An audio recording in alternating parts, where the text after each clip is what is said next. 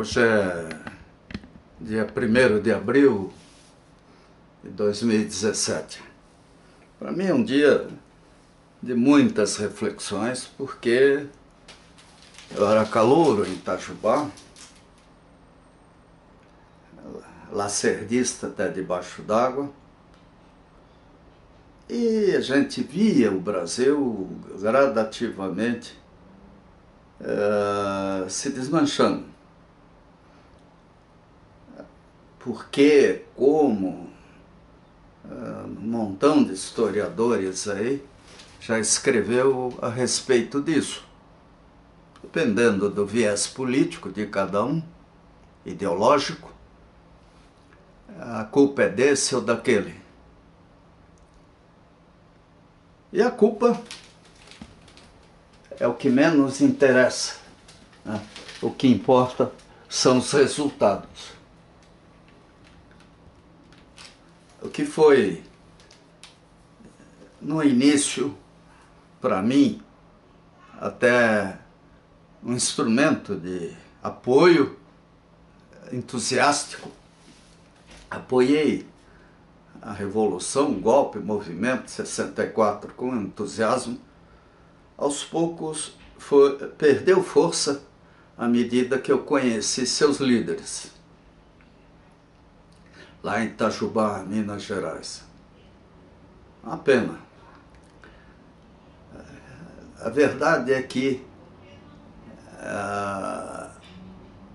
nós estamos, por exemplo, agora vendo o processo que eles dizem que é democrático, de transformação através do Congresso, do governo federal. Um reformismo, uma palavra que entrou em voga na década de 80 aqui no Brasil. Reformista. Só que, quem é que faz as leis?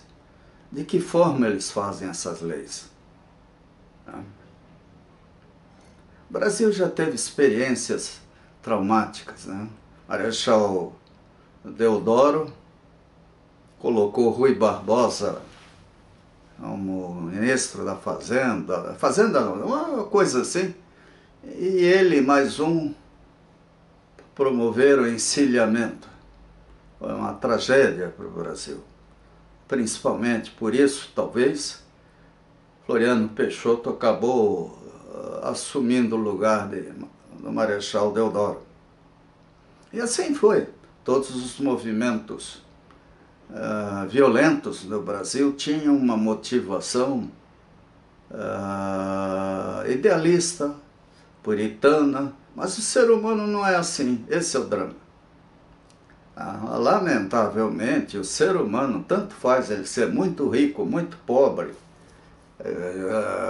super togado ou não, com um montão de estrelinha no ombro, ou não, operário, catador de lixo. O ser humano é um animal que tem, como Maslow, né? Gosto sempre de lembrar dele, tem uma pirâmide, tem prioridades de sobrevivência. Essas prioridades, elas evidentemente dependem da escala em que o indivíduo até nasceu. Quem nasce de uma família abastada já começa, não tem problema de sobrevivência, não sabe o que é passar fome. Então hoje é 1º de abril, é o dia de pregar peças. Eu já ouvi algumas delas aí, e também já preguei. Mas como talvez seja politicamente incorreto fazer isso, eu prefiro dizer o que eu penso. Eu acho que no Brasil nós temos que ter esperanças. O Brasil é um país tremendamente rico, vamos dizer assim, tem um potencial que esses países estão mergulhados no gelo ou em cima de placas tectônicas que se movimentam do lado de vulcões. Não tem. Lógico, nós temos riscos. Pode cair um meteoro aqui na minha cabeça daqui a 10 segundos. Isso é normal. Eu vou morrer, pô. Desaparecer, o prédio vai cair, se isso acontecer. Aliás, aqueles esconjuros, sei lá, aquelas coisas do passado vinham disso. Né? Se você dissesse qualquer coisa errada, o indivíduo do lado já dizia uma frase para que não acontecesse nada. Quer dizer, a superstição leva a extremos. Bem, como sem superstição, como sem ideologias, nós temos que acreditar no futuro. Um país do tamanho do Brasil é um transatlântico, gigantesco, ele não muda de rumo em 10 metros, isso é piada, ele não vai fazer uma curva de 90 graus em 10 metros, ele precisa de tempo e de espaço. A nova geração tem uma vantagem assim maravilhosa, que são as redes sociais, celulares. Ainda ontem, uma parte da minha família esteve aqui em casa. Era bacana ver o meu neto de 2 anos de idade usando o celular. A gente pode dizer, pô, mas ele não se comunica. Mas se comunica com o mundo. Procura o que quer. A gente, a minha geração, nós tivemos a oportunidade maravilhosa de viver em ambiente natural. Mas a ignorância era um espanto. Nós dependíamos da revista O Cruzeiro, do Jornal Nacional, ou de emissoras de ondas longas de outros países.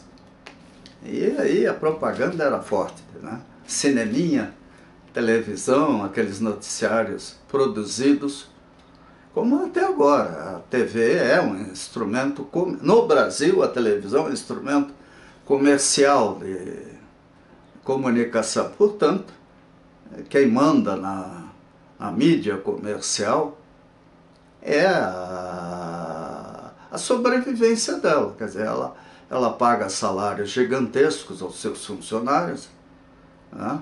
E tem que se manter.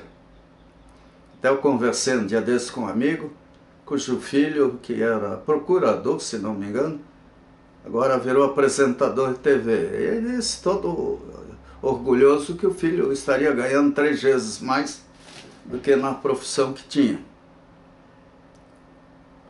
Quer dizer, parabéns para ele, que tem capacidade para isso, e até merece. Mas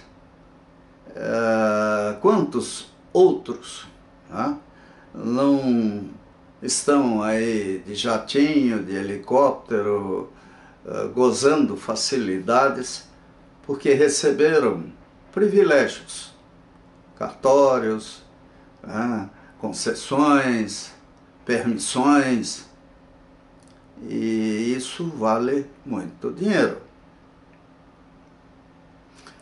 Então, 1º de abril de 2017, os filhos e netos precisam se lembrar disso. 31 de março, 1º de abril. Eles com certeza vão ser testados e cobrados. O que o vô, bisavô, tataravô pensava a respeito? Tomara que esses filmes não sejam visíveis e audíveis daqui a muitos anos.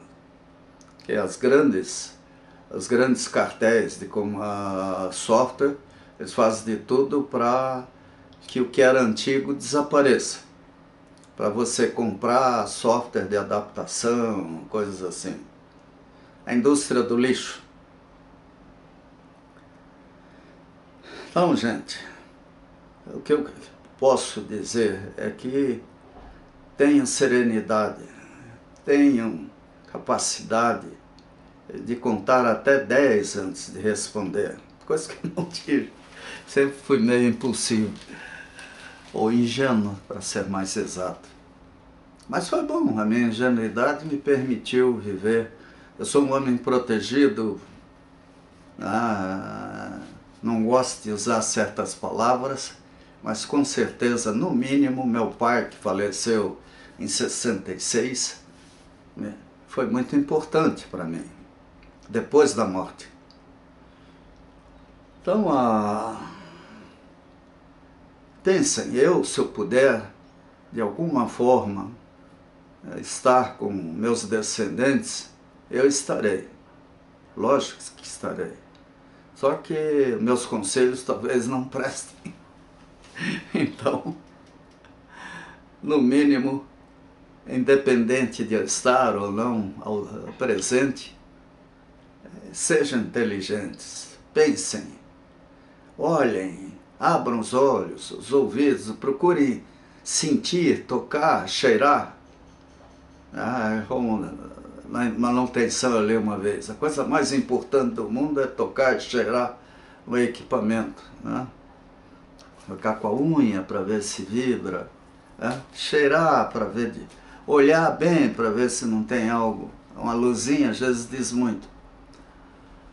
E assim é o ser humano, né? Nós temos sensores, temos aqui um hardware fantástico, servomecanismos, um sistema coordenador, talvez um software distribuído para acionar isso. Devemos ter tanto assim que a gente vê que certas coisas continuam funcionando depois que a gente morre.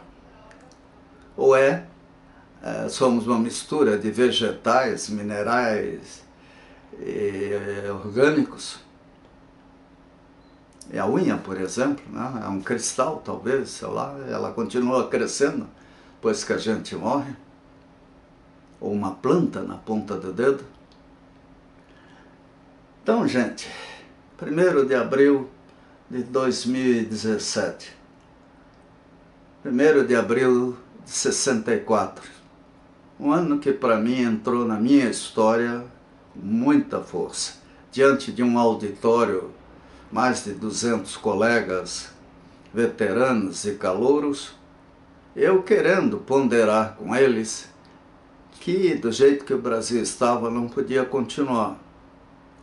E a minha esperança no Carlos Lacerda e outros, que acabaram sendo driblados por governadores da pior espécie e que deixaram sua marca cultural, que é pior. A cultura da corrupção envolveu os militares.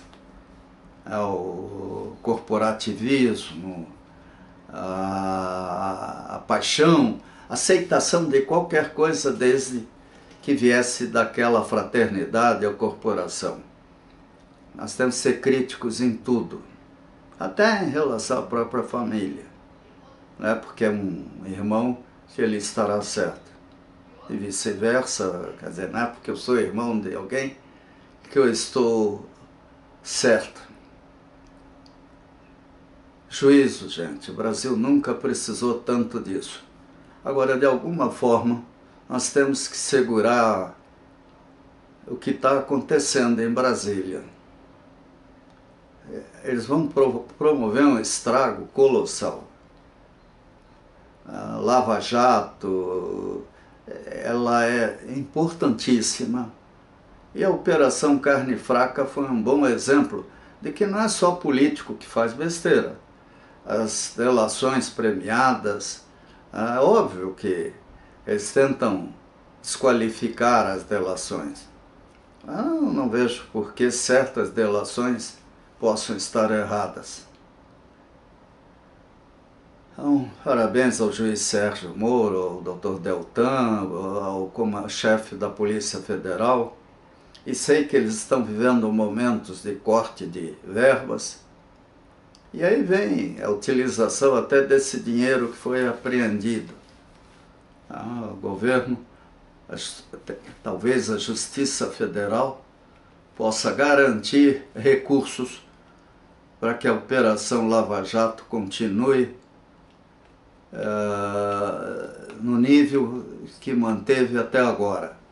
Ela é um exemplo para o mundo, ela é um modelo de revolução pacífica que nós precisávamos há muito tempo.